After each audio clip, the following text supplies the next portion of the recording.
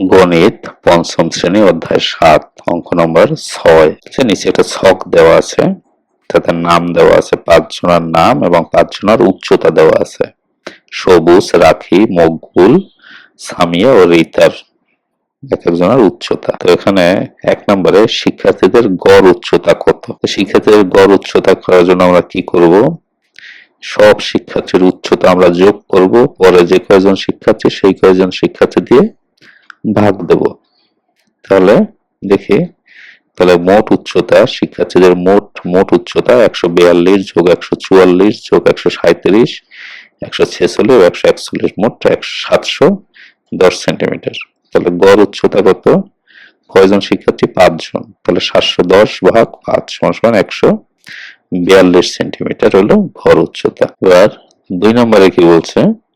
২ নম্বরে বলছে সবচেয়ে বেশি উচ্চতায় ২ জনের গড় উচ্চতা কত? সবচেয়ে বেশি যাদের উচ্চতা সেই ২ জনের গড় উচ্চতা কত? তাহলে সবচেয়ে বেশি উচ্চতা কার?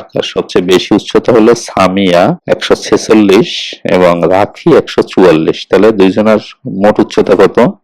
১৪৬ যোগ ১৪৪ মানে ২৯০ সেন্টিমিটার। তাহলে ২ জনের গড় উচ্চতা কত?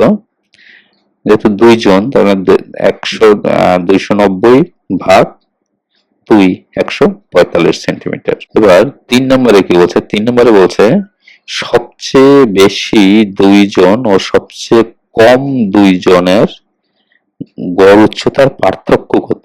গড় উচ্চতার পার্থক্য। তাহলে আমরা বেশি যাদের উচ্চতা তাদের উচ্চতা আমরা পাই গেছি অলরেডি ২ নম্বরে ১৯০। তাহলে সবচেয়ে কম উচ্চতা কার?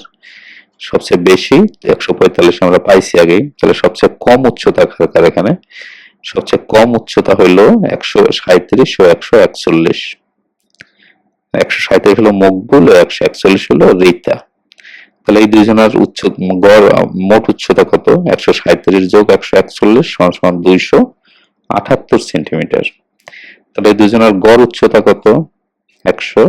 ২৭৮ ভাগ ২ মানে ১৩৯ সেন্টিমিটার। তাহলে সবচেয়ে কম হইল ১৩৯ এবং সবচেয়ে বেশি হইল ১৪৫। তাহলে এই গড় উচ্চতার পার্থক্য কত?